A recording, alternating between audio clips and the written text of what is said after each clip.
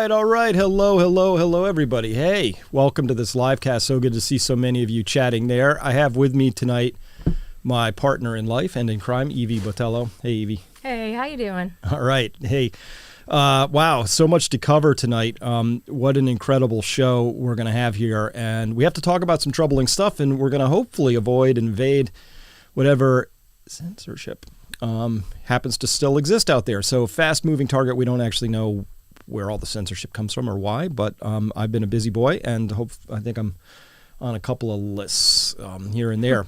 Maybe not. Maybe I'm naughty, huh? Maybe I'm overstating my own importance in this whole thing. But no, it's been happening to a lot of people. In fact, if you saw, Elon Musk went ahead and announced that he had bought 9.3% of Twitter stock, and that created this enormous immediate backlash within Twitter. And one of the things that I saw was we saw a lot of people suddenly getting their accounts suspended off of Twitter. Pepe Escobar, 35-year investigative journalist, boom, gone. Really? Right? Juanita Broaddrick, who's one of Bill Clinton's victims, just boom, gone. A couple of accounts that I follow that were giving me, I thought, a fair and balanced view on, let's just call it geopolitical things, because you can't even say those words here right now, because that's our most sensitive narrative control that's going on. So that's the world we live in right now. But today we're going to start with something a lot more somber than that, which is that deaths of working age adults are up over 40% above expected values. Hey, Aaron, let's go to video clip 1. I just want to hear that intro real quick. And we are seeing right now the highest death rates we have ever seen in the history of this business.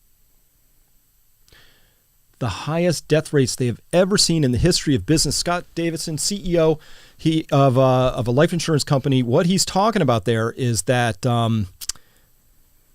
they've been in business since like 1896. So I was about to ask, how long is that? That would be through what we would call technically World War I, World War II, the Vietnam War, a variety of high mortality events and things like that. And they're seeing death rates that are really inexplicable. So this is 18 to 64-year-olds.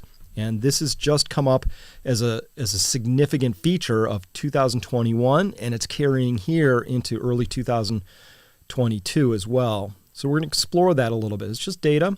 I don't have any particular things I want to say about it. I've got some hints, but we're going to take a look at that. Let's go to that longer clip. And Aaron, I may ask you to stop it here and there, but this is, again, CEO of a major life insurance company, and these people got the goods, right? They have the data, right? They've got decades and decades of data. They track the statistics really, really carefully, right? They have a financial incentive in knowing how long people are going to live and when they die early. That's their incentive. As I've recently discovered, hospitals had a very strong incentive to classify people as having COVID, right? Because they got a 20% kicker if they put them on remdesivir. They got a 20% kicker if they had to go up through the stage from into ICU. They got a $39,000 bonus if they had to put them on a vent. So, hey, Yep. Charlie Munger says, you show me the incentive, I will show you the outcome. Well, Scott Davidson and the life insurance companies, they have an incentive here to track what's going on with the people that they cover. Okay, longer clip. Let's take a listen. And we are seeing right now the highest death rates we have ever seen in the history of this business, not just at One America. The data is consistent across every player in that business. Now, this is primarily working age people, 18 to 64, that are in employers like all the employers on the screen here. And what we saw just in third quarter, and we're seeing it continue into fourth quarter, is that death rates are up 40% over what they were pre-pandemic. Now, just to give you an idea of how bad that is, a 3 sigma or a 1 in 200 year catastrophe would be 10% increase over pre-pandemic. So 40% is just unheard of. And what the data is showing us is that the deaths that are being reported as COVID deaths greatly understate the actual death losses among working age people from the pandemic. It may not all be COVID on their death certificate, but deaths are up just a huge, huge numbers. Whoa. All right, so let's decode that a little bit. There's a bunch to unpack in there. He said some really important things right at the end. He said, we can't ascribe all of this to COVID. So he's already admitting that. He goes on later to suggest that maybe this is because people were or under vaccinated. But it's just a theory. They didn't actually have any data for that. But what we do have is a 40% increase. And he said something, Aaron, let's bring the slides in because I have to unpack this. This is really important The understanding. teacher in you just cannot resist. I can't help it. In I fact, know. I may have to get my Get your, drawing tool Oh, out. right. Get your notebooks and pencils out, please. No, Everybody. it's not. It's not that kind of learning. It's a different kind of learning. All right, Aaron, I'm not seeing this over on the display monitor here. So while we're getting that up, I see it there now.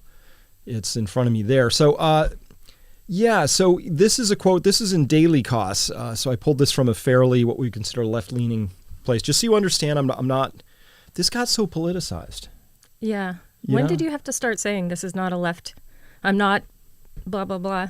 I've never been I'm left not right. left or right. I've never been left right. I'm like for integrity versus lack of integrity. You know, I'm up down. So I don't care where I find that integrity. But what we're seeing here is so. I mean, some people might say, "Hey, are you finding all this stuff like over on Breitbart or Fox News or something right leading?" So I specifically pull things from other places just to show, look, this is maybe that diffuses the political angle a little bit. Right. So right. okay. That's good to know. All right. Well, here we are in Daily Costs.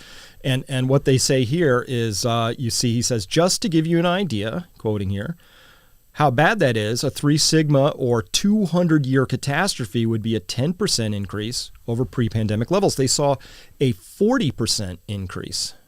Okay. Hey, Aaron, I still need display on this monitor over here, if you could. So this is what we got to talk about this. Perfect. Thank you. That's awesome. So what does that mean? A 3 sigma event. So we're going to get What wonky. does that mean, Dr. Martinson? I told you there would be no math and I lied. This is really cool. So this is where statistics comes to life. I think there's trust me, I'm going to land this bird on a branch. You should see our dates. Date night is amazing with this man. Oh yeah. I bring out my TI 85 calculator. It's amazing. So 3 sigma. So this is a normal bell curve of distribution. So if we were measuring, say, the height of people in Boston or San Francisco or any large place with a lot of people in it, million plus, you would find this sort of bell curve of heights, right? And so one standard deviation is a statistical measure that says within a normal distributed population, you would find roughly 2/3 of the data would fall within this. Let's say that's like for men, 5'3" to 5'10", something like that. That's where you'd find 2/3 of your data. But by the time you've gotten to 2 standard deviations, you are now covering 95.5% of the data. And by the time you get to 3 standard deviations, 3 sigma, a standard deviation is called a sigma. 3 sigma is covering 99.7% of the data. So you can see over here on the side, there's a little table that says, well, if this thing happened, we're looking for something approximate frequency for a daily event. If it had a 1 sigma event, you'd expect to see it twice a week. And if this daily event happened with 2 sigma frequency, you would see it every 3 weeks. If it was 3 sigma, you'd see it yearly. But by the time you got down to, say, 6 sigma, you should see this thing happening every 1.5 million years, right? So, Oh my. so there's very, very little data out there. I'm raising all of this because it's been described that this 40% increase in deaths is a 10 sigma event. It's just a little bit unlikely, right? Just a You little, think? just a little bit. So let me drive this home. So this is fun. So this here is showing up here as height in the USA. And so Aaron, just bring that slide back up if you could. Great. So this is showing height of women in red, and you see this beautiful bell curvy sort of an approach here. And these are in inches. So 61 inches is 5 feet 1 inches, and very, very few women are out here at 6 feet, right? Very few. They exist, but there's very few. The tail is very small. This is 6 foot for men at 72 inches right here, and this would be the height of men. Yeah, right? And so you can see that very, very few men actually statistically are over 6 feet. But if you go on, I've heard, if you go on the Tinder app, women are 98% asking for men that are over 6 feet. So 98% of women are asking for 3% of the men. It creates trouble. I'm sure it does. Not as much trouble as China, though. All right. That's just unfortunate. So I think this drives it home, though. So here it is. Let me get rid of this little thing right here. I don't need this little box right here. So this was a cool story I just stumbled across yesterday. A Minnesota family has now been confirmed in the Guinness Book of World Records as the tallest family in the world. Family of 5, the Trapp family. That's a great name. Sound of Music. Scott, Chrissy, Savannah, Molly, and Adam, collectively, they have an average of 6 feet 8.03 inches. Wow. Yeah, they're pretty tall. I think one of the brothers is like 7'5" or something. But anyway, yeah, they all got their hands up on the ceiling there. So, but this is now confirmed is the tallest family in the world. 8 billion people, 4 people in a family. Let's say there's 2 billion families out there. This is the tallest family in the whole world. They are every standard deviation, like 1 in 2 billion. There's a 1 in 2 billion chance that these people were going to be the world's tallest family. And so that's what we saw there is this. All you have to have is an average height of 6 feet 8 inches, and you are a multi-sigma event. You have a 1 in several billion chance of actually being these people way out there on the end of the bell curve, right? So that's how these things work. And so I thought maybe that was kind of a fun way to talk about the actual way in which this standard deviation thing works. So it's unusual, is what you're saying. It's unusual. Really bizarre and It's different. unusual. So when Scott Davison talks about how this is a more than 3 sigma event, he wasn't just saying under 10%, a 10% increase in deaths in working age people, 18 to 64, would be a 3 sigma event. Expect it once every couple hundred years to happen by accident, but 40%. There's no area left under the tails of those curves. This is so unlikely that the first thing that ought to happen in an intelligent, intact society that actually cared about its own people would be a huge flurry of activity. You'd be reading about this daily. The CDC would be sending teams of people out. They would be combing through all the records. That's what would be happening. So is it all-cause mortality that I mean, obviously we don't know what people were perishing from. Well, we know some people died from suicide because it was bad. Yeah. We know some people died from fentanyl overdoses, which is a form of suicide in some cases, in essence, right? People checking out. We know that there was some, but once you even factor those out, you can't explain all of this. So something is happening out there. Yeah. And so, we've got to talk about that. So I see a lot of comments up here, and people are talking about. Wow, so many shorties in that chat. What's up, ladies? It's from Munoz. But we got to talk about this because this should be absolutely something that's being talked about, like just constantly. And by the way, get to the point, Chris. I'm getting there. Yeah. Robert. Let's go. Come on. Working on it.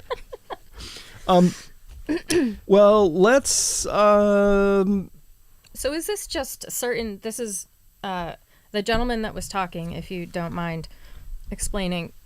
Is he talking about the entire world population, or was this specific nations only? I mean, where do they get all these Scott numbers? Davis. Well, he's talking about all the people in their database. So they provide life insurance for like 10 million people. So it's a fairly large sample size. Okay. It's representative. In fact, that's plenty to say this is extrapolatable across the entire population of the United States. They serve enough people, right? Mm-hmm. So in statistics, the sample size matters. If they had 10 people in their population, it would be meaningless. Mm-hmm. But they don't. They have 10 million. All right. So I'm going to get to where we're going with that, but there's a really important story we're getting to tonight, which is about this really critical concept, and it's known as the common knowledge game.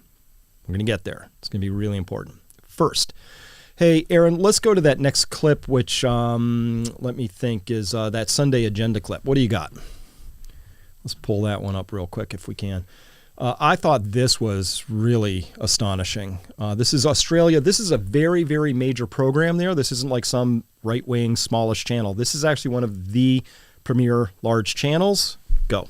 Ollie Wines too, just watch this space at this stage. Nothing coming out of the Port Adelaide team this morning came over.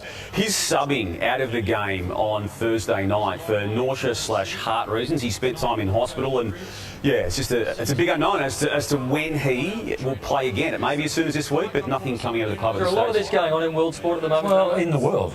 World sport. Yeah, I think A lot of athletes have got these issues. And are you, Brownie, referring to the booster shots I'm referring to the booster shots. That's contracting of obviously COVID? Yeah. the word going around. Look, it's been discussed. I haven't been able to get an official line on that from anyone attached to Ollie Wines at this stage. But yeah, the question is being asked and put to me and others, and clearly yourself, by a lot of people about a possibility of that. But it's not just the heart issues. I mean, like, without delving into your private affairs, you've got Bell's palsy at the moment, which hopefully you're on the back end of that. But there's a bit of that going around as well. Yeah, exactly. It's gone heart issues, and Bell's palsy has gone through the roof since the boosters and COVID issues. So no doubt. And we had Michelangelo Rucci on AW on Friday night, and he said that Wines there's a ward filled with people with similar symptoms in Adelaide to Ollie Wines. So nausea, heart issues. So there has to be something more to it. Yeah, and just, we're not anti-vaxxers. We've all done our due diligence with our booster shots and all that sort of stuff. But there is going to have to be some study done on this, not just in a sporting sphere, but like a community sphere. And you're right, though, because we don't want to get into the space we're not experts in at all. But We do 2 hours of that every Sunday, don't we? We often do that. But when it comes to the medical side, we try and stay clear. All right. Well, So Bell's palsy, a little bit of that going around. He's like, I got Going around. Oh my his god. mouth is like It's going working, around. Poor guy. Oh my god. So they're openly saying, like, can we talk about this yet? Can we just have a conversation? Bell's palsy, a little bit of that going around, but all these major sports stars, and of course, coming down with this shortness of breath, with the heart conditions, some of them retiring. We saw this in tennis, right? So Australia had that famous case of Novak Djokovic, the world's premier tennis star at that point in time, refusing to get a shot. And he said, I don't have to. My body is my temple. I take very, very good care of it given my age and the general health I'm in, plus the fact that I already had COVID. There is no need for me to get one of these shots because the shot would give me zero benefit, would give anybody else zero benefit, but would give me risk. Mm-hmm. And of course, that sent the Australian authorities into a tizzy because they want to recognize the opposite of both those conditions. Like, oh, no, this helps protect other people and it's totally safe, right? So that was the story they wanted to carry. And of course, Novak was running against that. And so that created a big brouhaha. And then months later, there was a little bit of irony, which was that the then world champion star had to withdraw from a match because of heart conditions. So there's something going on here, right? Mm-hmm. And this gets us close to something called the common knowledge game, when it's okay to talk about these things, not in whispered tones, just to say it quite openly. So I want to talk about that in just a bit. But first, Aaron, let's go to that last clip here. This is another person in Australia talking about a 40% jump in code 1s. A code 1 is a very serious condition when you send out an ambulance. It's a heart attack, it's a stroke, there's code 1s, I guess there's code 2s, etc. But so she's talking about that. And Aaron, we're not going to play this one all the way to the end. I just want to get through that first bit there. I'll tell you when. Yeah, I don't think anyone can explain why we saw a 40% jump in code 1s. And I've seen that as I've travelled around the state sometimes. I'll walk into an ambulance service and they'll say, we had a 30% increase in code 1s yesterday. Can't tell you why. We just had a lot of heart attacks and chest pains and trouble breathing, respiratory issues. Sometimes you can't explain why those things happen, but unfortunately they do. Yeah. We don't know. You just can't explain these things. And you know what? We can't. I don't have the explanation, but I do know that would send a normal, healthy, intact culture into a bit of a tizzy. And they would say, let's find this out. Out of the context of COVID and all the insanity and the mass psychosis programming and all of that, which has happened, if we were in 2019 and we saw a 40% surge in code 1s, and in deaths in working age people, this would have been a huge tizzy. If it had been determined that this was because of something that had been slipped into our salad bars by some Middle Eastern terrorists, like, trust me, there would have been huge amounts of attention on it. But right now, we're still getting that gaslighting of that you must be a little crazy for even asking the question that we would want to understand what's going on there. Right. And I get that a lot of people would say, oh, well, this must be a long-term impact. This is long COVID. It's long COVID. Could be, but how would we know, right? So we don't actually have the data to say one way or the other what this is. But what we do have is, again, that temporal association. That's how we do things in science. So the first thing you would notice is, well, was this a steady elevation that started right when COVID came along? No. This is a real boost that actually starts and picks up speed in 2021. Remember, COVID arrived in 2020. So the first hypothesis you might make is, well, it takes a year after somebody gets COVID for that to develop into these things that we're now seeing. It's a legit hypothesis, right? Sure. Or it could be something else that came along right around 2021. So at any rate, we don't really have a good and full inquiry into that yet. Why do you think that is? I mean, aside from what you're saying, which is that we can't really discuss these things as openly as we might like to at this time, right? Well, let's just be clear. Science has been completely destroyed in this country. So science is curiosity, and it's asking and answering questions. You form hypotheses. They don't have to work. You form a hypothesis. Hey, I think this is because of long COVID. You go out and you gather some data. It either supports or it refutes that hypothesis. Your choice, right? So that's how it should work. Yeah. It's not how it's been working Right. for quite a while now. So one of the things I talk about with the FLCCC doctors all the time is the extent to which COVID broke the medical system versus how much it revealed how broken it already was. And a lot of these really good doctors, very high integrity people, always doing the right things for their patients. And they came to a sort of that hard red pill conclusion. Red pill in the matrix, that's the one you take when you want to see reality, as it were, unpleasant though it may be.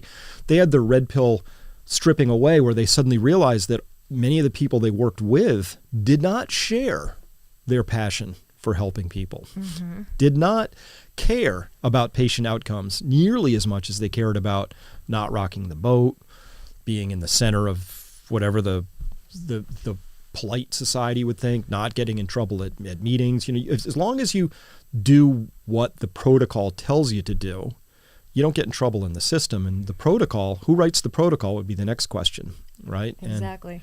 But that's not doctoring. A protocol could be administered by like a Nokia 1997 phone, right? That level of brain power, you know? And by the way, great phones. But yeah, so. So do you think that maybe these people, I mean, or let's take the U.S. in general, that when people are afraid, they tend to have the tunnel vision, right? Where they aren't able to sort of take in new data and information. Everything sort of goes down to a much narrower lens of, seeing things. I'm just wondering if people have become so obsessed on some level with COVID that they're not actually able to help people anymore. Instead, they're just unable to see some of these wider lensed things and the facts of what's happening with the side effects from the jab and blah, blah, blah, blah, blah. I mean, it seems like everyone went into some sort of crazy making around the masks and, lockdowns and are you vaccinated or not? And so we stopped asking the other important critical questions about keeping our society healthy, like children being able to see the lips of their care providers and not having, speech issues or et cetera. I mean, we all know these issues are very wide and deep, but I'm just curious about what could be happening that's causing people to not see this glaring headline about, the amount of death going on. I mean, it's going to happen anyway to all of us, but.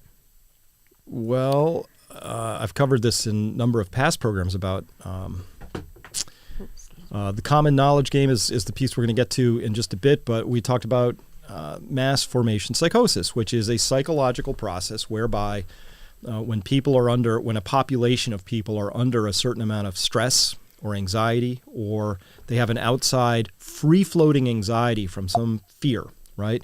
And in times past, those fears included things like witches or vapors or something like that, and then obviously in World War II, there was Jews, and today it's people are scared of a virus, right? And that fear was really, really whipped up, right?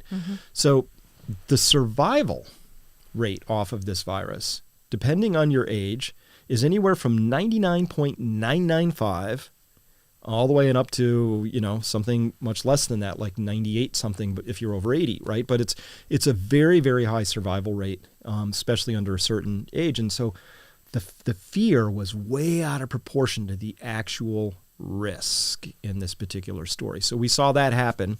And once people get into that anxiety state, they're just looking to release that fear. They just don't want the fear to go. And if authorities tell them the way you release the fear is to just do this, just do this one more thing, like just wear a mask, wear 2 masks, wash your fruits and vegetables before they come through the door, take this jab, second jab, third jab, fourth. Like we just saw that there was a recommendation, that that people get a 4th jab. So a 4th jab. Really? Well, but that could make a lot of sense if the jabs worked at all for these variants, which they kind of don't, right? Nobody can really connect that. Like these variants, Omicron, BA1, BA2, and now unfortunately there's BA3, 4, and 5 sweeping out from somewhere. Really? They always arise in South Africa. It's kind of weird. I'm really concerned. I'm really suspicious about that too. I'm very suspicious these days. So what you're talking about is this mass formation psychosis. A lot of people really lost their moorings in this story. It's too bad. As a nation, I mean, what ties us together anyway? Like, we don't have the same.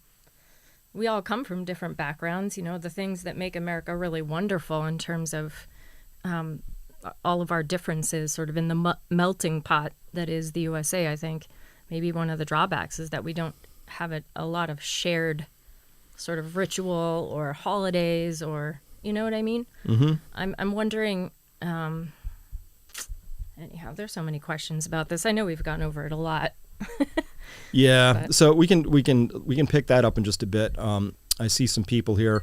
Hey, Honey Badger, you're absolutely right, Midge. We got that going on, and somebody's suggesting here must be a lab in South Africa. Well, thanks, Rooster. I don't know where the lab is, but why these variants keep coming in South Africa? There's billions of people all over the world, and they keep just like popping up. Rockstar in South Africa. I don't know what that's all about. Yeah. It's starting to weird me out a little. Because of course these Omicron variants have almost nothing to do with each other. Like from a genetic lineage standpoint, like practically nothing to do with each other. Are the new ones like that as well? They're been following. I haven't seen the sequencing of this latest BA5, but of course it got splashed out as part of this a little bit more fear. They're like, this one's going to be worse than the other ones. How much worse, we don't know. But and I hope it's not worse because aren't we all done with this at this point? So, but let's talk about the importance of those sportscasters daring to say something on television like they did. I think they must have hit their personal limit. I mean, one of them is in there with Bell's palsy. Obvious left side of his face is all droopy. I'm sure that's devastating to somebody who's got an on-air persona and identity, and it's happened to a lot of folks. So let's go there now. So this is a really important piece of framing. I tell people about this one all the time. Like I probably whip this out like once a week, and it's not mine. This comes from Ben Hunt. He's a wonderful thinker. You see, he writes it for his own site called EpsilonTheory.com. Brilliant guy. And I like the way he frames things. So my personal attraction is for people who spend the time, they think things through, and then they change how I think about things. And so this guy very forcefully changes how I think about things with a minimum of words. Like this guy will do it in 3 paragraphs. Next thing you know, I'm thinking about things differently. This was one of those moments. And when I first came across this, the common knowledge game, and of course, this is actually defines the work before us. So if you consider yourself to be in this tribe of people who's here, using your lifetime to try and make things better, you have to know about the common knowledge game. It's that important, because this is actually what we're up to and what we're about to do. I spent a lot of my life, because, as I say, I'm a quick learner, eventually. I spent a lot of time trying to convince people with data before I realized data doesn't do it. It just doesn't. You can have all the data in the world, but somebody who's holding a belief that's resistant to that data won't matter. Oh, it's So what does change people's minds? How do we do that? Some people you have to get in under their belief systems and figure out how to arrange the information so that it doesn't trigger their belief system early warning minefields, protection systems. For everybody else, it's really a question of they need to be in the fold of people in the common knowledge game. So what is this? You see here, he's got a picture of Harvey Weinstein, I think. Yeah, this would be Weinstein. And Matt Damon here. Of course, Harvey Weinstein is that famous Hollywood guy. And so here we go. Is this different than the Overton window? Or Very different. Overton window defines what's polite to talk about. But it relates. I think it relates. Okay. But here we go. So, quote, "The public unmasking of Harvey Weinstein as a serial rapist," that's the word, people, "is an archetypal play of the common knowledge game, and recognizing its dynamics should open everyone's eyes to other high and mighty people and ideas, how they can take that fall.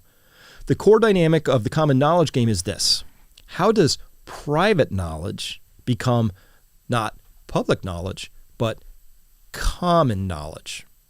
Common knowledge is something that we all believe everyone else believes. Common knowledge is usually also public knowledge, but it doesn't have to be.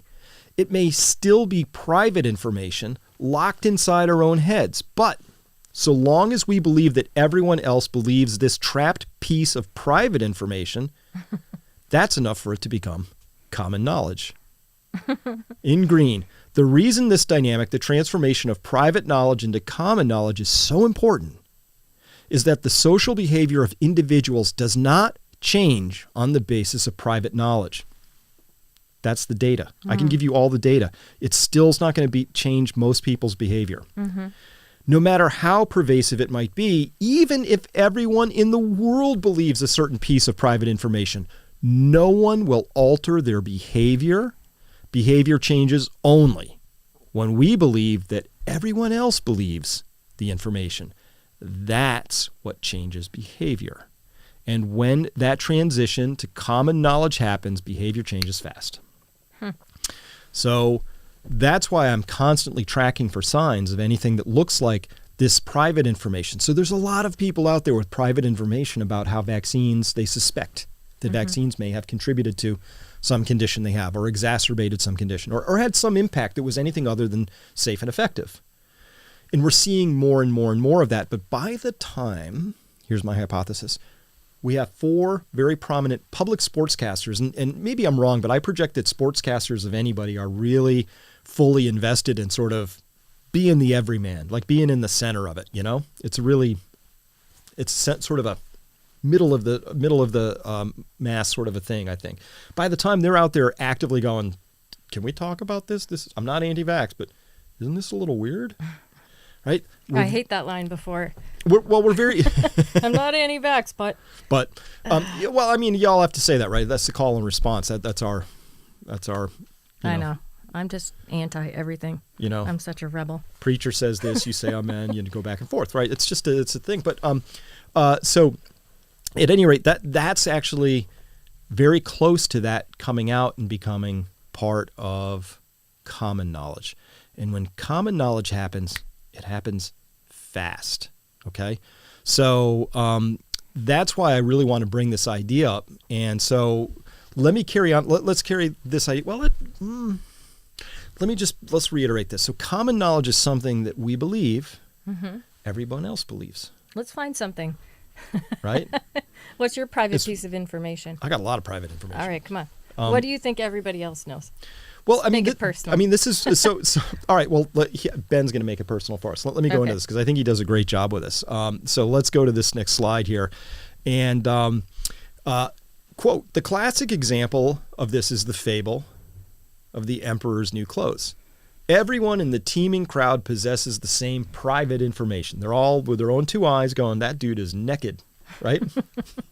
But they don't believe everybody else knows that because, of course, in the tale of the Emperor's New Clothes, the Emperor's spun the tale with his tailor's You're help. going to get in trouble for this one. I said naked. Scandalous. I said naked. It's close. I don't think you can get in trouble for that yet. Maybe next year. Anyway, so everybody believes that this whole story, but they have their private information. It's like, he looks naked, right? So everybody possesses the same private information, which is the Emperor is walking around as naked as a jaybird. But no one's behavior changes just because the private information is ubiquitous. It's everybody in the crowd has it. That doesn't change. That doesn't do it. Nor would behavior change just because a couple of people whisper their doubts to each other. This is like a person behind you in the bus. Hey, I'm not so sure about Aunt Sally after her second jab, right? It's still, you could share it, but it's still private. Remember, common knowledge is when everybody believes that everybody else has this information. It is actually irrelevant if everybody else has the information. It's about everybody believing that everybody else has the information. Mm-hmm. And that's when it all sort of turns over, right? So nor would behavior change just because a couple of people whisper their doubts to each other, creating pockets of public knowledge that the Emperor's naked. So that's where we are. We have lots of pockets of public knowledge that hasn't quite gelled to that last piece. I believe this is what the battle is right now, that they, in this story, the censors, are desperately afraid of, and they know this dynamic as well as I do or you do now that you understand this. They're desperately trying to keep things from becoming common knowledge. And they have many tricks at their disposal to do this, right? They can distract, deflect, deny, all of those things. So you may have noticed, as things start to get closer and closer to common knowledge, whoops, there's something there to distract us, right? Next thing you know, every newspaper in the UK is flooded with the Queen's health from COVID, and she's 90, whatever, and they go, back. And as soon as that, people refocus off of that and come back to this idea of, well, you know what happened to Aunt Sally? And boom, there's this, they're desperately afraid, I believe. Hypothesis. I believe agree that there with are you. a group of people that are desperately afraid of what will happen if or when the things that we're holding as private and in pockets of public knowledge become common knowledge. That's the game. And they're doing their level best to keep it from coming into common knowledge. And that's where it's really important. Remember, in mass formation psychosis, the most important people are those who simply stand up and resist. They are the people that stop that mass psychosis formation from going further and ending in atrocities, which is where it always goes. And so you need those brave people who are willing to stand up and say no, right? And we have our examples that are out there. But there comes that magic moment where all of a sudden you don't need those people anymore because poof, it makes this magic transformation across culture into common knowledge. So that's the work. The work is you say this, I say this, we all say these things enough times, and then it just happens one day. Abracadabra. Abracadabra. So let's go back to that slide. I want to finish this out. No, the only thing that changes behavior is when the little girl, what in game theory would be called a missionary, announces the Emperor's nudity loudly enough so the entire crowd believes that everyone else in the crowd has heard the news, and that's when the behavior changes. And of course, they all burst out laughing, and the Emperor's like embarrassed and covers up. According to the children's book I read, he covered up, right? You can imagine if that Emperor was Russell Brand, he wouldn't have covered up. He would have just proudly swung around, said deal with it, right? But this Emperor was a little more chaste than that, right? All right, quote, and so it was with Harvey Weinstein. Apparently, it was no great secret that he's a serial rapist. Apparently, everyone in Hollywood was familiar with his stories. It was ubiquitous private knowledge and pretty darn ubiquitous public knowledge. I mean, if you're making jokes about it on 30 Rock, it's not exactly a state secret. So that's how public it was. They were making jokes about it, right? You know, it's in a sitcom. And the sitcom, one of the lines was something along the lines of like, "Oh, you're going to see Harvey. Make sure you wear your chastity belt or whatever, right?" They were making jokes about it. So that's how ubiquitous people were making jokes about it.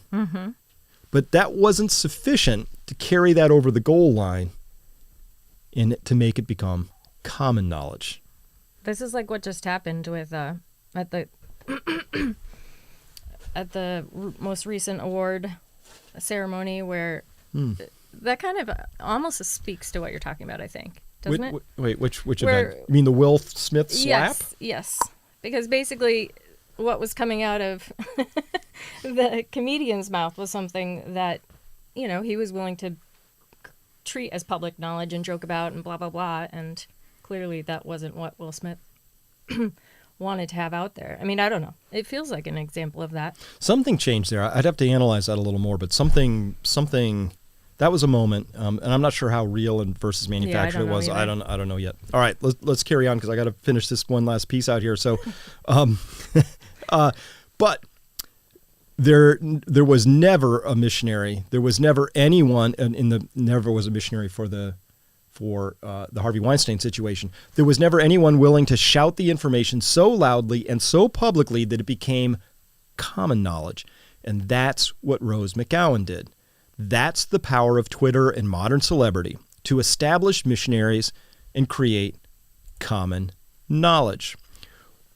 Once that common knowledge was created, once all the private holders of all of Weinstein's dirty secrets believed that everyone else believed that he was a serial rapist, then everyone's behavior changed on a dime. His publicists and lawyers and partners and colleagues and board of directors and wife were shocked, I tell you, to hear of his behavior, and certainly would no longer be representing him or working with him or associating with him ever again, even though nothing had changed in the information they already possessed. That's Nothing so happened. weird. This is just people. We're talking people. Ditto with Weinstein's other victims, right? Their behavior changed as well. It's not a knock or a slam on them, because many of them came out of the woodwork after. It's like, oh yeah, me too, right? And he's saying, listen, this isn't a knock or a slam on them. In the absence of common knowledge, staying quiet, whether you're an abettor or a victim, is the rational thing to do. In fact, this is what Weinstein and his abettors count on, that their threats and shaming and bribes will set up a Hobson's choice for the victims. Sure, you can go public, but no one will believe you, and then we will ruin you. So yeah, go ahead, your choice. Of course, no one goes public because a Hobson's choice is not a real choice. Only a victim with missionary power, and that's a really rare thing, has the option to not just go public with the story, because simply going public is not enough to change behavior, but to create common knowledge with the story. End quote. So that's the work. So, and we've had a couple of, I thought, really powerful missionaries come forward. We had Maddie DeGarry. Maddie DeGarry, she's she's an actual victim, right? And her mother, Stephanie DeGarry. Yeah. Right. Very powerful. We had Kyle Warner, the mountain bike champion, the 29-year-old guy who anyway, so these are appropriate people to be sort of those missionaries, as it were. And so I was going to say Joe Rogan because he kind of does that. Yeah. Well, I mean, yeah, no, he's definitely standing out there and taking a lot of risks and being courageous, and that's really important because you need courage alone isn't enough. You need courage in the people who have that missionary capability as well. And they exist out there, but boy, our system can't ignore them fast enough. Right. Because they represent this threat. And if you're wondering what's the threat, like why wouldn't we just say, oh yeah, sometimes there were some rare effects and we should take care of these people. We shouldn't gaslight them. How would we go about doing that? And we would publicly recognize it. But if you're afraid of the common knowledge game, you have to do everything in your power to prevent even that first little girl from crying out, the emperor is naked. Right? So I think this is just really, really an important concept. So that's actually the work I'm in. That's the work I consider myself to be in. And you're in it with me, and we're in it with all these doctors and other people who are working really hard. There's truckers out there. People are trying to bring forward this idea that, look, there's something really not right in the system, and we'd like to correct it. We would like to have a better future we can believe in. To get there, we have to be able to have private knowledge become public knowledge, become common knowledge. And now I think we can understand why there was such an incredible disruption in the force as Elon Musk strode in, smashed aside some share ownership, said, I might want to be on the board of Twitter. Think of the confusion. Think of how damaging that would be. Imagine if Twitter was a place you could suddenly put your ideas out there as you had them, and they weren't going to be suppressed by an algorithm or by literal censors. Your account wasn't going to be suspended because you held a different view from the prevailing orthodoxy. That's a changed world. So then he went into the board, and everybody's like, oh my God, he's going to be on the board. He's going to be on the board. It's going to be bad. He said, no, thanks. Don't want any part of that. And then he made an offer to just buy the whole company, saying that place is totally defective, meaning he would just fire everybody who's working there in the management. But that's a highly disruptive event potentially, because then we could get to what I think is the core of our problem, which is a lack of accountability among people who need to be held to account. People who severely messed up in their roles and or self-enriched and or did things that were in their own narrow best interest against the public best interests. That's a lot of what's going on there. So yeah, love button. I actually like Elon now. Me too. I was waiting for him to throw his weight around for something that would make me really enjoy what he's up to. So yeah, Elon is now somebody who's on my I like it. I like it a lot. Well, that's an interesting one. Yeah, free speech for $54 a share, or which one? It's highlighted. Sherry. Oops, did it go away? People do not want to see the negative because it is hard for them to process. That they must made a decision to put their own lives at risk, too much to process what has occurred. I think that's true on some level. I mean, I don't know about you, but I get totally, like, after sort of browsing the, quote, world of media, I just get tired. You know, I don't enjoy it that much to continue subjecting myself to it. Yep. You know, I must be different than average people because it doesn't draw me in anymore. But I think it, you know, for everybody out there, I think it's a lot to ask to draw attention to all these issues and to hold them all up here and to think really critically about them all, because most of our news aggregates are no longer in integrity and doing the kind of reporting that I believe they were meant to do. Yeah. So now we have to take it upon ourselves to do all that research in our spare time. Like, when is that? Well, you know, that's what I do. I do research for people. That's literally my role here. But so casting back, I mean, we opened this up with the idea that Scott Davidson, the CEO of the life insurance company, is talking about 40% increase in excess deaths in working age people 18 to 64. And we reviewed that data and saw that it's not just statistically unlikely. Like, you know, a p-value of having a 0.05 means if it has a 1 in 20 chance of like happening by accident, we say maybe that's statistically significant, right? 1 in 20 can still happen, right? Your D&D 20-sided die will sometimes roll the number you want, right? But so it happens. It's not that unlikely. But 40% increase should happen, according to my statistics, once every billion years or so on its own by accident, absent a war or some other causative explanatory factor. And we don't yet have the data to say, is it long COVID? Is it related to COVID? Or was it related to inappropriate lockdown procedures and other things? Are these all small business owners who were destroyed and, you know, gave up the ghost because drank themselves to death or used fentanyl or something because they were otherwise dispirited to that extent? Or was it something else? And we should be examining that with all of our energy. And instead, we're just ghosting it, ignoring it, and taking it away, which makes me suspicious. So here's how I work. I scan for two things when I'm trying to figure out what to talk about. I consider that the media commits what I'm told. When I say the media, I'm really talking about the narrative that's allowed to filter through. So the media to me includes what is promoted to me on Twitter and what's missing, what's promoted on Facebook and what's missing. I track who's getting suspended and all of that. And out of this, I create sort of a tapestry, and I do read the newspapers too, and I watch as much TV as I need to know what they're thinking. And so from that, I develop my operative framework, which is there are sins of omission and commission. A sin of omission is just a straight up lie. A sin of commission is a straight up lie. And a sin of omission is, what are they not talking about? Like, what's missing in this story? It is completely missing in this story that we are not talking about a 40% increase in deaths in working age people. And so now we have to ask the next question is, well, why aren't we talking about that? So back to your point. We're not talking about this because people are just confused or otherwise Well, I mean, shell-shocked from the Yeah. whole COVID experience, but I mean, it's got to be more everyone's than that. credit. You know, I don't want to say that because I feel like all of us are.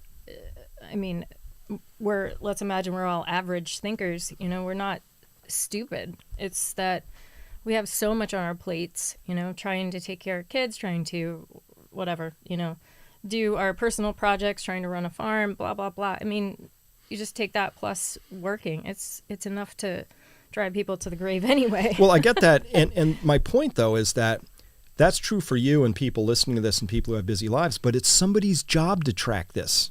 That's true. So to the extent somebody's got a busy job and they're welding or teaching kids or doing whatever they're doing or trucking things across the country, that's fine.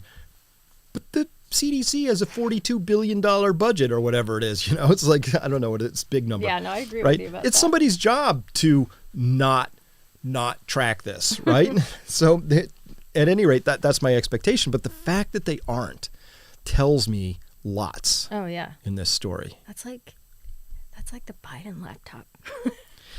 Shh. You know what I mean, though? That conspiracy fact that just came true. I mean, yeah. I mean, Yeah, again, I'm for the dystopian screen. but that was novel. that's a perfect example. So the Biden laptop, which was you were not allowed to talk about it. And it's not like you weren't allowed to talk about it. The nation's oldest newspaper, the New York Post, published a well-documented, editorially scrubbed article about its veracity, and they got their Twitter account suspended. Right? So that's again that's a sin of commission. That's an active, malignant, malicious act of censorship, which does not advance our nation, does not advance a sense of togetherness, does not advance truth, justice, the American way, any of that stuff. So whatever's going on in those stories is really quite bad. But you know, so that's a politically embarrassing story. So I can almost make an exception for that compared to right. completely memory holing a 40% increase in excess. So let me put this in numbers. That is somewhere, depending on who's doing the statistics, how you look at it, somewhere between 170 and 270,000 excess deaths that weren't expected. The Vietnam War was 58,000 deaths. So what we're talking about here is anywhere from 3.5 to 5 or so Vietnam Wars of excess unexpected mortality in a certain age group of people, which shouldn't be happening. Full stop. So again, where's the curiosity? Where's the inquiry? Where's at least the explanatory function to come along and say, well, we added it up. It's this, and this. And then we can go, I'm not sure you got it right. Show us your data. You know, that would be the process, but it's just sins of omission. This thing is just gone from the landscape at this point. Yeah. So it's weird, right? So that tells me something, and you can fill in the blanks for yourself. But all I know is that it's not from the common knowledge game. One, if something's still in private knowledge, I'll guarantee you there are people inside the CDC sitting on this information, maybe even leaning over the cubicle and talking to the person next going, dude, I'm sitting on all this data about these excess deaths. This isn't right. And the other person would be like, yeah, you know, you're right. It's totally not right. They might even be public. There might even be they might even have little meetings about it, but it's not, they can't talk about it yet because it's not common knowledge. So I'm talking about it because it should be common. It should be common knowledge. It should be. It really should be. It needs to be. It deserves to be. Right. And if there are people obviously that passed away whose lives, mean something as well, and why they passed away and of what or because of what, I think it's I don't know, as humans maybe, because I don't even want to break it down any further. As humans, I think if we're going to consider our own lives valuable, then I feel like we should be considering these things more seriously and caring about what the answers are to these questions. Well, of course, we deserve answers, right? If my tax dollars go to support a multi-billion-dollar agency whose only job is to sift through this data, I kind of expect they're going to do that. It'd be like, what if we gave $40 billion a year to your local state road crew and nothing ever got done? Just potholes and bridges falling into rivers, right? And everybody just shrugs and says, what are you going to do? I think we got to break out of that. So At any rate, so what do we got? Do we have any good we got great comments going on here. So We do. yeah, 40%. Yeah, you're right. That is, Rudy, that is biblical. It's a huge number. It's tragedy. Every one of those is 170 to 270,000 is a statistic. One of those is a tragedy. Mm-hmm. Every one of those is a tragedy. And it's so weird, back to the COVID thing. It's just so bizarre to me. I don't know. It probably is to other people as well, but it's just so weird how, like, if you care about, other people, you're going to wear this mask, you're going to do this, you're going to change your behavior in these ways. And they're willing to sort of shove people into a corner, in time out for not doing those things, including what happened up in Canada with people protesting. Like, it's just frustrating to me that I just don't like that kind of hypocrisy. It pisses me off. Me too. So let me tell you one of the other clues I have in this story. So Aaron, we'll go to this slide right now. So this is again a sin of omission. So here we have again, I don't know how many studies we have now, a couple dozen for sure. And this study says vitamin D deficiency was found in 82.2% of COVID-19 cases and 47.2% of population-based controls.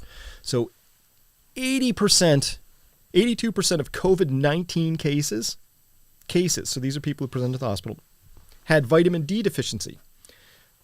Only 47% of the population had low vitamin D. So if it was even Steven, if it had no impact, 47% of the population would have low vitamin D, 47% of the population would have COVID-19 cases, right? In that story as you look at it. Right. So in here you can see it even more clearly, breaking it out by concentration. And so this is under, I believe, 20 nanograms per ml, and this, or is that a 10? I can't read it from here. I can't see it either. And is this 10? Yeah, this is 10 to 20 and 20 to 30. So that's under 10 down there. And then over 30 nanograms per ml. By the way, I think the actual cutoff is 50 nanograms per ml to be completely, practically bulletproof.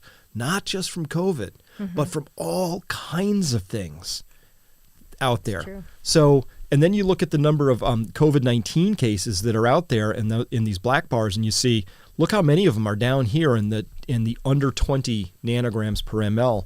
And then there's practically, there's relatively far fewer out here and almost none out here. And if you were out at the 50 nanograms per ml, it'd be pretty much zeros.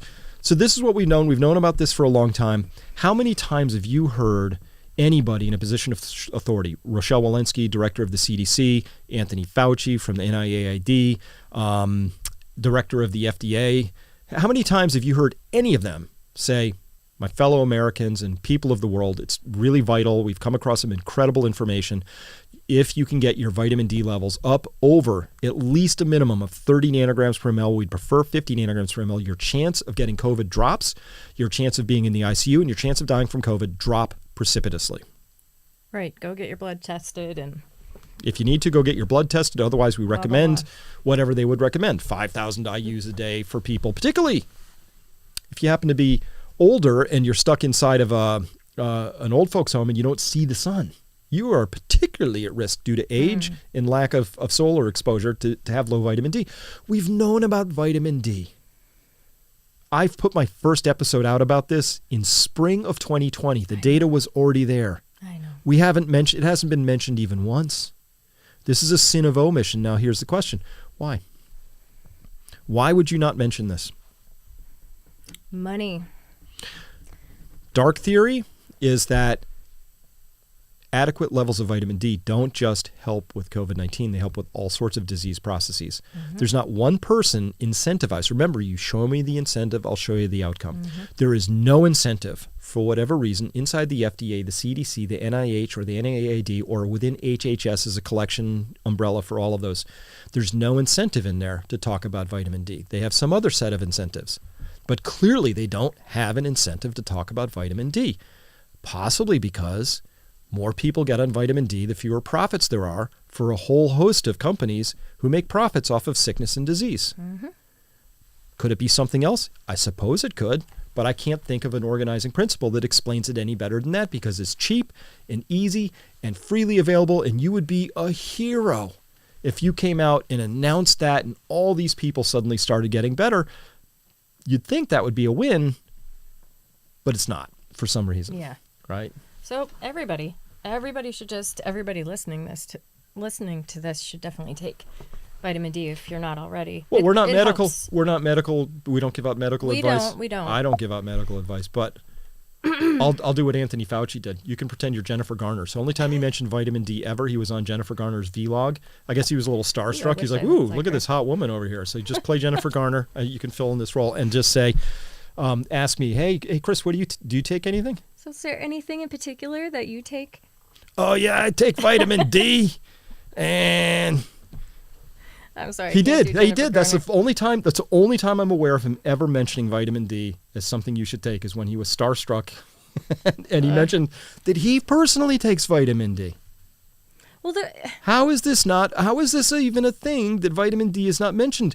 It has a statistically proven benefit. Everybody should know about it. That's why I talk about it all the time. People should know about it. I know. I do take it, right?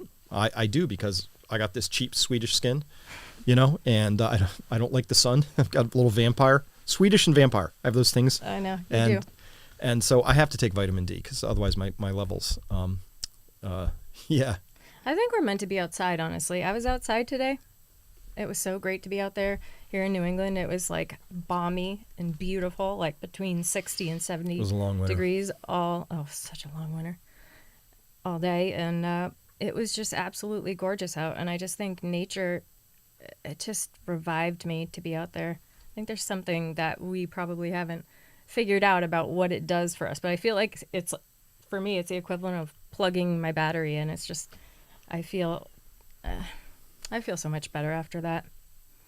I feel like no matter where you live, being outside, just stepping outside into the sunshine must feel good.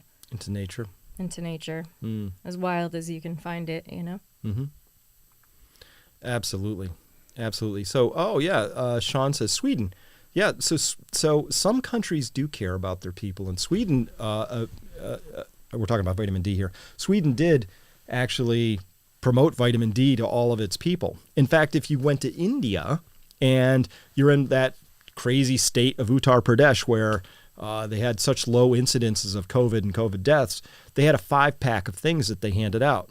The dreaded Dwizabin 2 was in there, which is how does Dave Collin put it? You can't say it still. It's a little band, but he calls it "I have a rectum." It rhymes with that. and they had vitamin C in there, and they had doxycycline and or Zithromax in there, and they had zinc, and they had one more thing: 2 tablets of 60,000 units each of vitamin D. So that's what India did. That's how you detect you're in a caring country. That's what El Salvador did.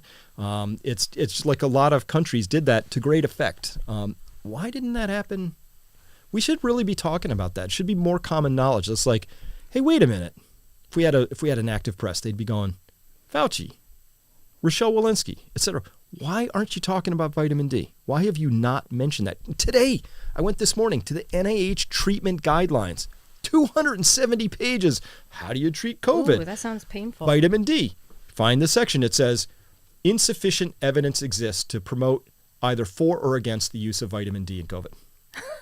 Insufficient evidence? Yep. Oh my God.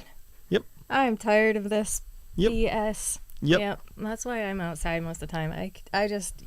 You have some kind of strange ability to take all this information in and not get raging mad I don't usually see you super angry.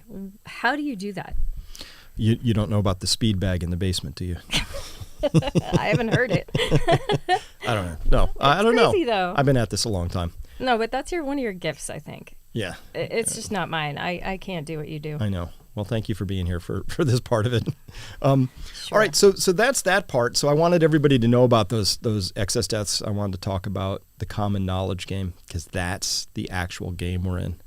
That's how we change behaviors, is we get things out of private, public knowledge into common knowledge, which is when everybody knows that everybody knows that same thing. And you'll know that because instead of those two people whispering behind you in the bus or on the plane, they're going to have just a full conversation as if they were discussing what they had for Thanksgiving. It will just be out there. It's okay to talk about what you had for Thanksgiving, right?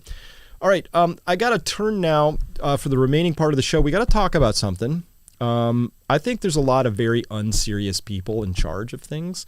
And so these are very unserious people who are not taking Russia's warnings seriously enough. So without taking a stance in this, I just want to talk here very quickly about the risk that's here.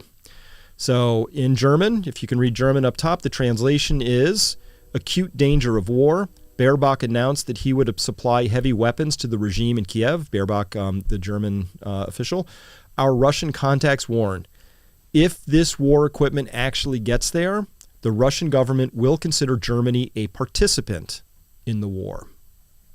That sounds like an up leveling of the rhetoric to me.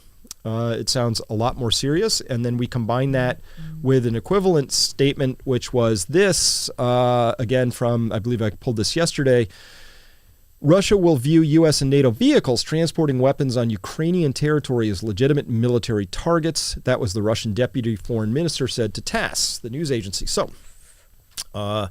this is pretty serious at this point in time. So I'm very concerned that this is dialing, the rhetoric's going up, not down, and that if we had serious people in charge, an unserious person says, "Oh yeah, let's just send arms into Ukraine and, trust that we're not actually involved in this in any way, shape, or form. That this won't lead to any further provocation. It's not provocative. We'll just send arms in that will be used against Russia and kill Russian people, and Russia will of course understand that we just sold the arms, right? We didn't directly hand them over, but." Mm-hmm. No, it's Awful. serious, people. So, and then of course we had Janet Yellen, the Treasury Secretary. Looks like she's at a rave. I don't know if that was the appropriate background for this particular message right there. It does look like that. That's a little unserious, but she's an unserious person, so that's okay. Well, she warned governments that any moves to undermine sanctions on Russia would draw the ire of the U.S. and its allies. So here's the issue. This is why this is unserious. Russia supplies 7 million barrels a day of oil to the world markets. We can't just remove that. It's not like, we'll take Russian oil away and we'll replace it with Peruvian oil? Like olive oil? No, you can't do it. It's just a completely unserious possibility unless your intention is to crash the economies of the world. That's pretty serious, and so that could be what's happening. Good news. Their ethanol is now going to be increased, according to the news I was reading about in the Wall Street Journal. I don't know how true it is, but apparently Biden said something like that about wanting to give contracts to farmers, etc. So they're going to be growing more corn, which is not necessarily the direction we need to be going in. No. Monocropping and all No, this. putting more ethanol in the gasoline is a dumb idea. It's literally taking the last 6 inches of Midwest topsoil and putting it in our gas tanks. It's not a good idea. We don't need more of that. We need less of that activity at this particular juncture. So, so JL is writing up top, Biden is allowing 20% ethanol now. By the way, the gas is a little cheaper, but you don't go as far on a tank. Maybe people won't notice. Is that true? You don't go as far? No, ethanol has a fraction of the energy content of actual gasoline. Oh, no. So, but it'll be cheaper because ethanol is currently cheaper than gasoline, but prediction time, as they try and put 20% in, they'll create more demand, which will cause the price to go up. Econ 101, not the strong part of this administration right now. No. Right? So what we should be doing is causing demand destruction in use of oil, because that's what you do when you have a shortage. Oil stocks globally are wicked low. There's actual shortages of jet fuel right now, wicked bad on the East Coast. Diesel fuel's in short supply. So normally what happens when shortages happen is prices go up. And because prices go up, people use less of it. So to combat that, that's demand destruction. Demand destruction because prices go up, people use less. Demand construction is when you're California, you say, let's just give everybody $400 a month per car so they can buy more gas. That's not going to help with the supply shortfall. So as they do that, people will continue to use more and prices will go even higher. It's just like, it's really one of the dumbest things ever. These are unserious people. You're being led by unserious people. They fail to understand basic economics. And the most basic of them all is that one does not simply remove energy from your economy. You just can't. You just can't. Well, it's not like we'll just do without Russia's 7 million barrels a day. Let's sanction that right out of existence. We will crash the world economy if that happens. Right. Guaranteed. That's an easy prediction to make. Right. You can, but there's going to be some uncomfortable side effects. Yeah. Well, and I see a comment there that gasoline destroys the gas tanks and all this. It actually ruins a lot. So I wish I lived in a state where I could buy 100% gasoline, because I would use that in my small engines, like my 2-cycle engines, my lawnmowers. I buy like wicked expensive gas in like little metal cans from Home Depot for my chainsaw, because my chainsaw hates gasohol, ethanol in my gas, hates it. So if I want them to run, I have to pay extra to not have this junk put into it. I knew it was bad. I knew that like the pollution was not very good. Well, it eats the O-rings and just gums caustic, things right? up, and it attracts a lot of moisture, so it tends to go bad quickly, and it's just, I don't know. Rancid chainsawing. I bet those words have never been put together before. No, but it sounds like a band name or something. Doesn't it? So yeah. Well, let's turn to some of the comments here. What's drawing your attention there right now? I need glasses. I'm sorry. Here, can I use yours? Well, you won't probably won't work for you from there. But let's just. They are Aaron, narcissists just pull living some in up. echo chambers. Just grab some and we'll just read them off right here. Whatever strikes your fancy.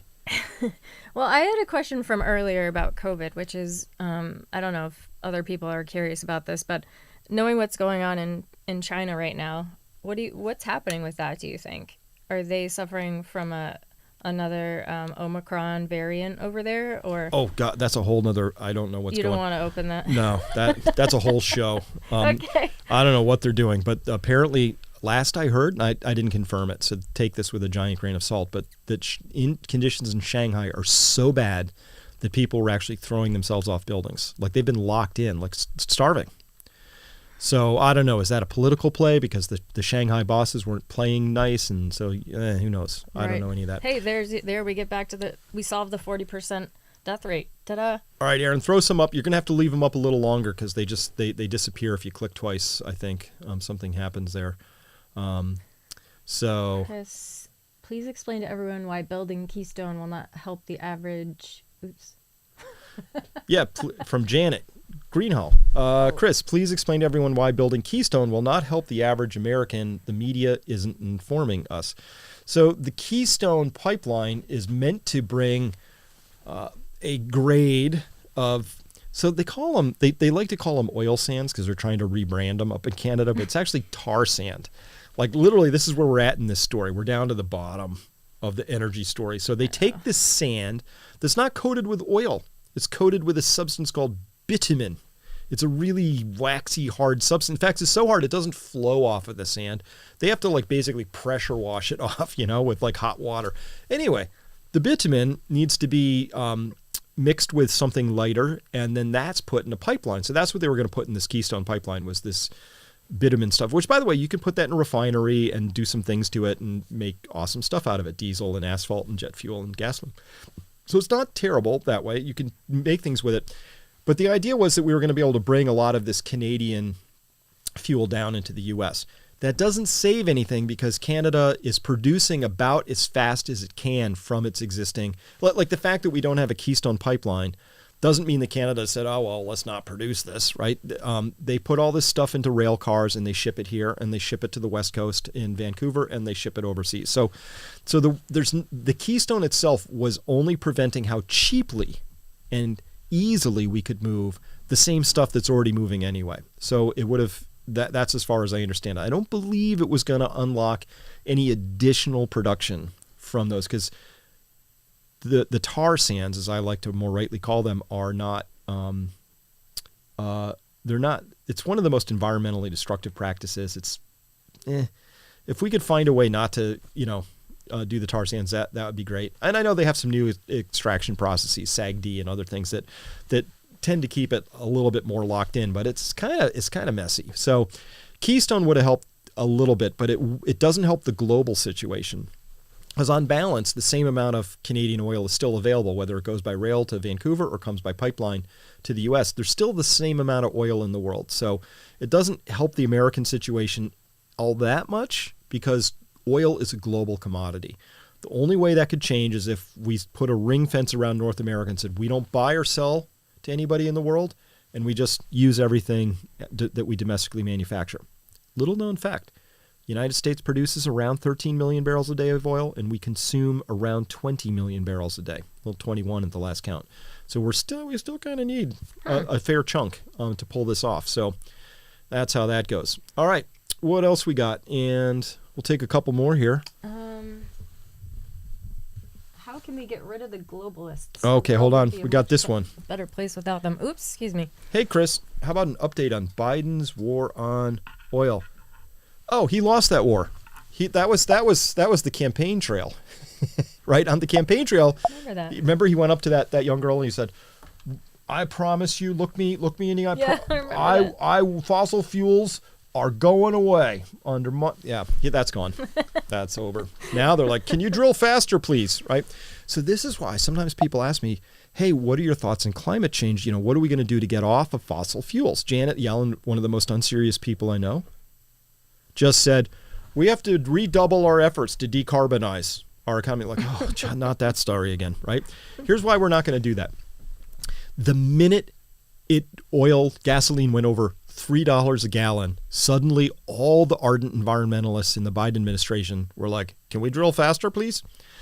Sweden, one of the greenest countries I know, their neighboring country in Poland was having an electricity shortage. So Sweden took a oil-fired electricity plant out of mothballs, turned that puppy on, and began burning oil because they didn't want to have an electricity nightmare.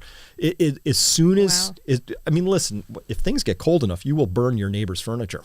Yeah, it's right? true. It's just how humans are built. So I don't actually I'm reasonably confident, and I could be wrong, but I'm pretty confident we're going to burn all the fossil fuels. The question is just how fast. Exactly. And so that's really, how's Biden's war on oil going? Well, not well, because it didn't survive the first time we transited from $3 to $4 a gallon. That war is over. But Europe is in real trouble with this. It's going to be really bad. So what else we got today, Aaron? Anything striking your fancy there? Ooh. Johnson D saying problem's not the price of oil, it's what our dollar is worth. Well, this is actually a big theme of mine. Been talking about the death of the petrodollar, so let's link the dollar and the oil into one word, petrodollar. It's a thing, right? There's Federal Reserve papers on it. That's what Kissinger set up. That's what's dying right now. The death of the petrodollar is the biggest event in your adult economic lifetimes. Anybody's. It's the biggest thing ever. Yeah, it's true. It's really huge. That's what we're talking about in part 2 of this. I got a special guest that we talk about at the website. In fact, there's a number of things that we're going to be talking about in part 2 of this at Peak Prosperity that I probably towed the line, and I hope I didn't over-toe the line here today with Evie talking about some things, the evil JAB or whatever, or mentioning things. But listen, we got it. We got to take those risks for the common knowledge game, right? We're going down together at least. Yeah. But behind over at Peak Prosperity, we have a wall. In private, we can have more full-throated, open conversations about some things I think we really need to talk about, and this is one of them. Personal thinking is that this is going to be an extreme period of financial distress coming up, because it's not just like we got to unwind a little COVID stupidity from the Federal Reserve. This is 45 years of increasingly dumb decisions that are now piled up. And if they break, they're going to break around this concept of the petrodollar. All right. Since we're there, Aaron, I've had one other video. I don't know if you teed it up, but it has Saudi in that video title. This was a really big... So here's the thing. Before we play that video, here's how this works. In 1971, 2, and 3, Henry Kissinger, who... I deplore as an evil human being was also an evil genius. And we were coming off of the gold standard in the United States where a dollar was backed by gold. August 15th, 1971, that ended, right? As Nixon temporarily suspended the gold window, and yep, it's still suspended. So beware the word temporary and transitory when it comes from a government mouth. Okay, so what do you do though if the dollar's not backed by gold and the dollar's suddenly getting shredded? Well, this is where the evil genius Kissinger steps in, and he went to the Saudis and he said, cut you a deal. You guys are kind of unpopular inside and outside your country. We'll protect you all as a royal family. But here's the deal. You're going to sell oil, not just to us, but to the whole world in dollars. Good deal, right? Because the dollar's, backed by a military, so that was the backing. And then the deal was they would have this what's called petrodollar recycling. So Peru buys oil from Kuwait.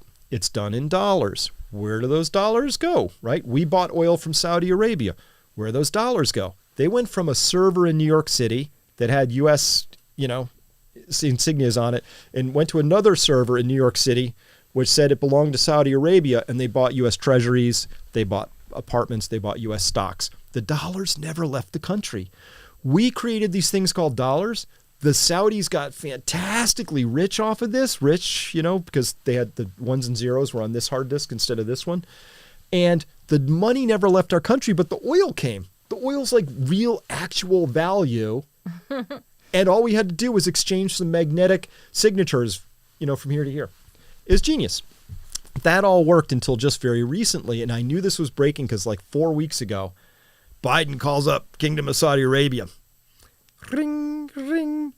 And nobody picked up. They didn't take his call. Okay. What? But they took Putin's call and they took President Xi's call out of China. But they didn't take our call. That's a big deal. We're in the doghouse. That is a big deal. I thought we were in the doghouse. Aaron, play this clip. This is when I knew we were in the doghouse. This is on Saudi State TV. See if you can follow along what's going on. Ooh. That was comedy. When Saudi Arabia, this is the first I'm aware of this, when they're mocking the United States in that way, mocking the president, and obviously Kamala Harris's UPS suit, which got some enough traction to make it onto their. Anyway, this is a big deal, right? So this tells me that we're actually much further along in the petrodollar demise than I thought. Again, once it becomes common knowledge among all the holders of petrodollars that's no longer the thing to do. In fact, it's okay not to do that. Things change quickly. So these are the signposts that I read when I'm asking the question, where are we in this story? And with the Kingdom of Saudi Arabia, KSA, doing that sort of open mockery, which, by the way, is very telling, it means we're pretty far along. So at any rate, if you think oil at 100 is expensive, you ain't seen nothing yet. Europe pays the equivalent of $400 a barrel. Parts of Canada pay the equivalent of $400 a barrel. We're still paying the equivalent of about $120 a barrel here at our gas pumps. It could easily go up to $400 or $500 a barrel in this story, easily, and higher once you understand where we are in the energy story. So that's actually something that's really important. So that was pretty telling to me. That was. I thought that was like a joke. No, but you see, they had to put a guy into the wig and everything because, Saudi Arabia, they didn't want to have the veil, right? So they had to get a guy to play Kamala. That's in the context of their culture, right? So at any rate, so that top one, Kamsun Java, what's that? All the way at the top there, Aaron, way up at the top. Oh, yeah, that one. Yeah, that one, way down there. It fell down.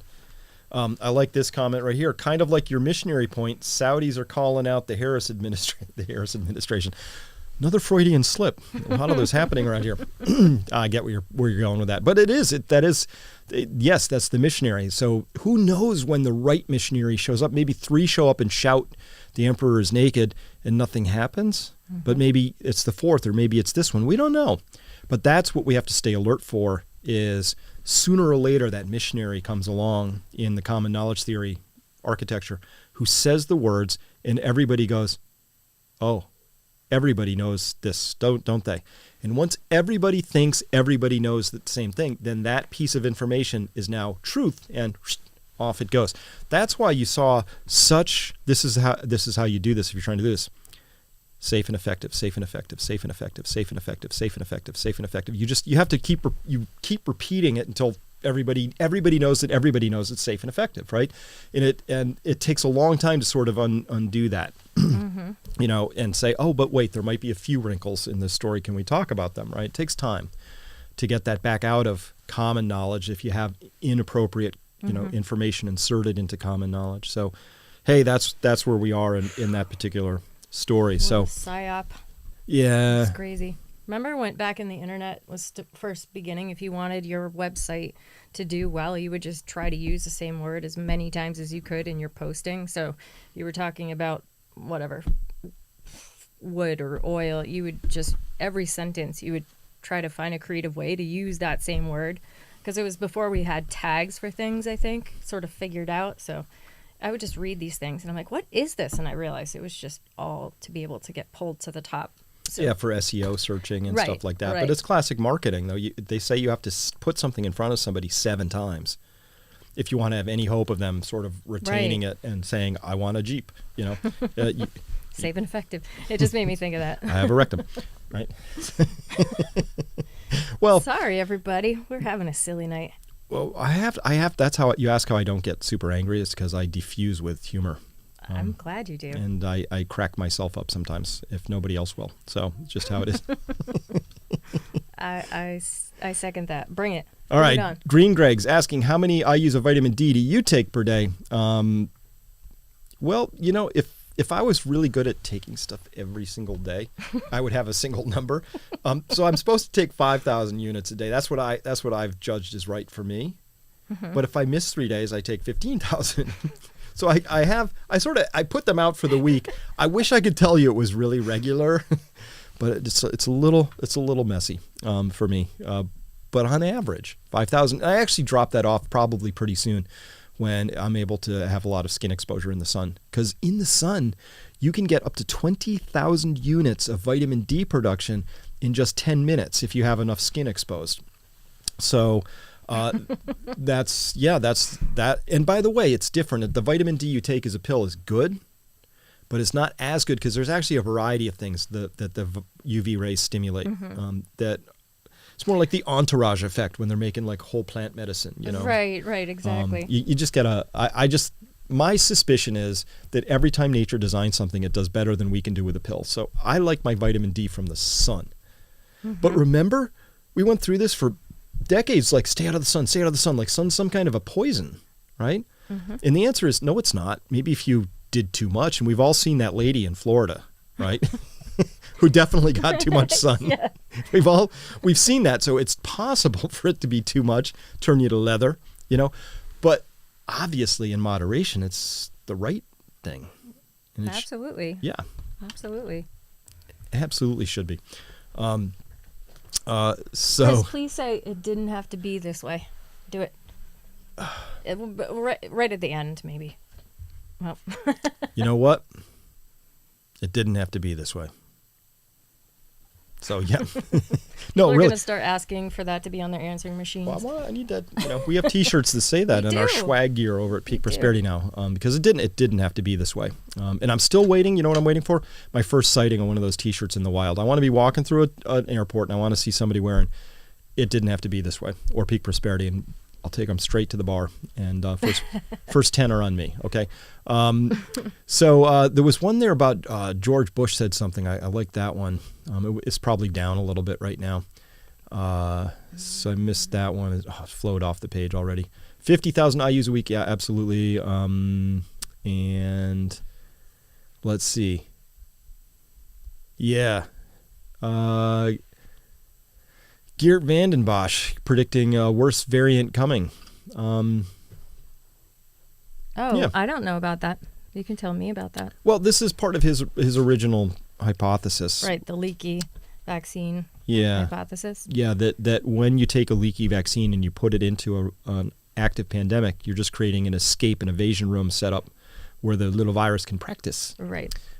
So he actually thinks worse things are coming. But in part 2 of this, I also talk about some things that are still, it's very difficult to talk about in private knowledge even, which is around the degree to which the spike protein, however you acquire it, as gently as I can say that, that the spike protein itself can clearly cause in some people the eruption of underlying disease states. Right. We've seen a lot of that happening, where people have something held in check, but it's not in check anymore. So I talk about that more in part 2, and I think there's some data to suggest why that is that we can look at, but it's really so come troubling. on over to Peak Prosperity if you haven't already.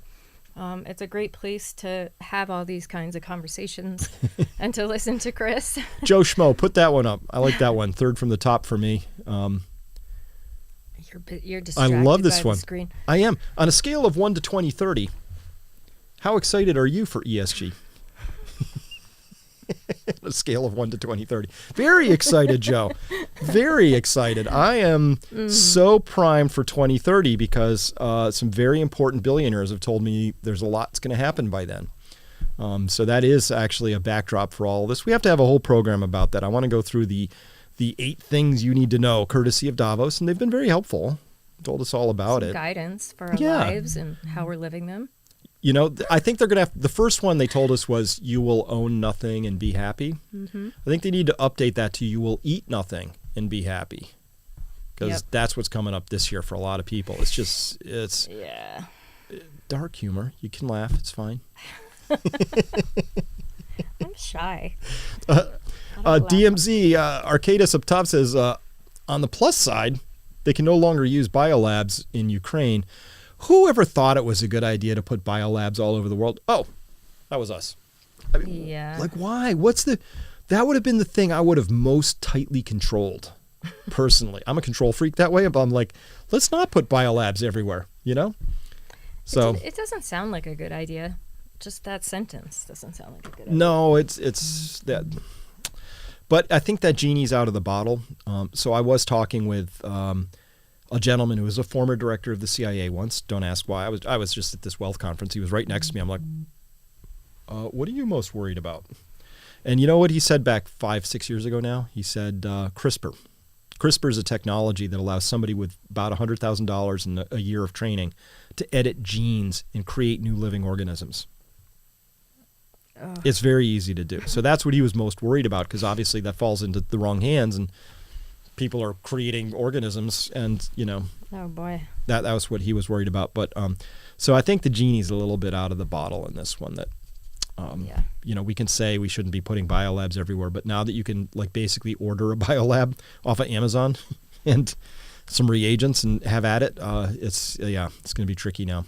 So at any rate, so I think what about eating bugs? If we don't have things to eat, what's the bug that you would be most likely to cook up and just feast away on? Oh, for me, that's clearly, I would eat a bug that's shaped a lot like a cow and is very large.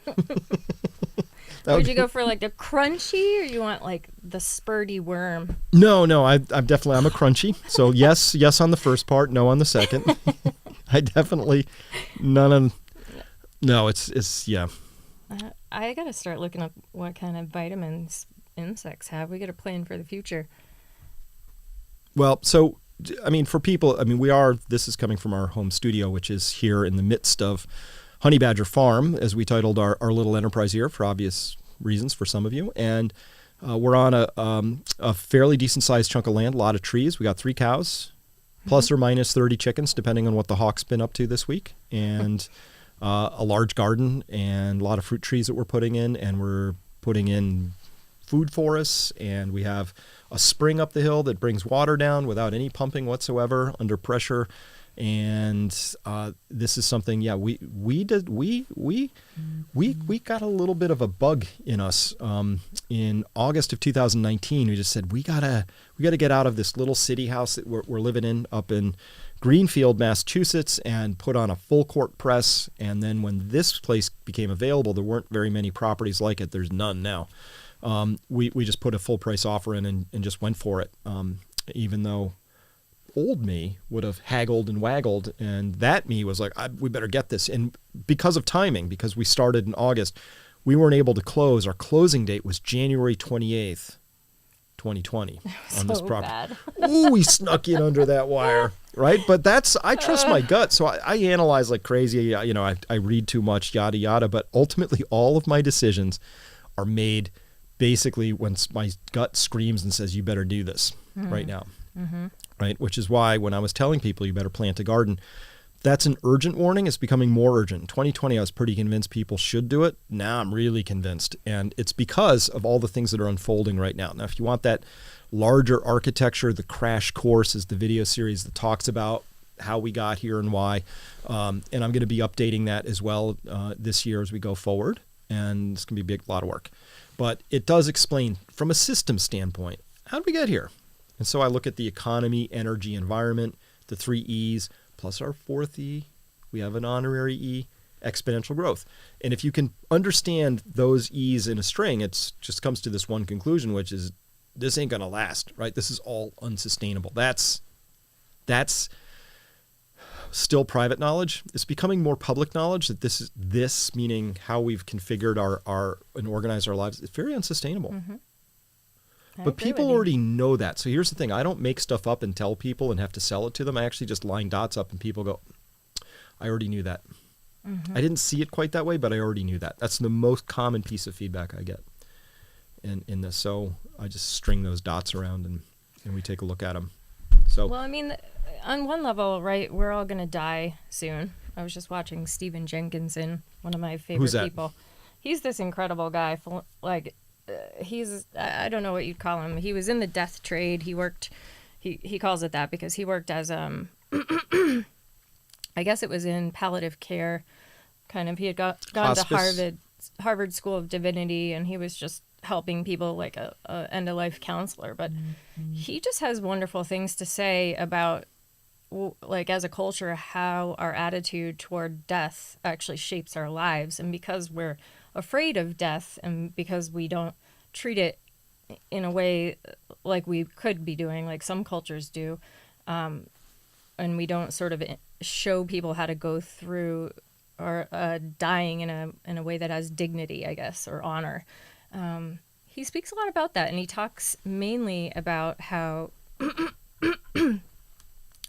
we could be changing ourselves from the inside out, and that really is the most powerful way to be going about this, right? Because we're all going to die someday, and whether humans continue on or not as a species, as an experiment, is up for questioning, really. But I think it just, like, this was going to end anyway for all of us. Like, there is no going on for me or for you or for anybody listening to this. Like, we don't get any sort of extension. We have an expiration date, and every day we're closer to that.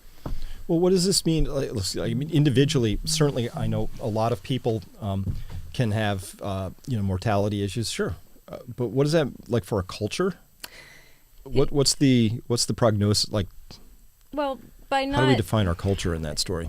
we're sort of the way he speaks about it, he talks about how people are essentially feeling pretty lost, sort of lost from their traditions and rituals and mores of their cultures that they came from. So in the United States in particular, it's a bunch of people sort of, as we talked about earlier in the show tonight, coming from all different parts of the world and sort of landing here with their differences. But collectively, we just don't seem to have a way of confronting what dying means, to be able to actually parse the meaning out of that and live it every day up until that moment, right? So if we know we're going to die, we're going to live differently. If we can actually reconcile with that idea.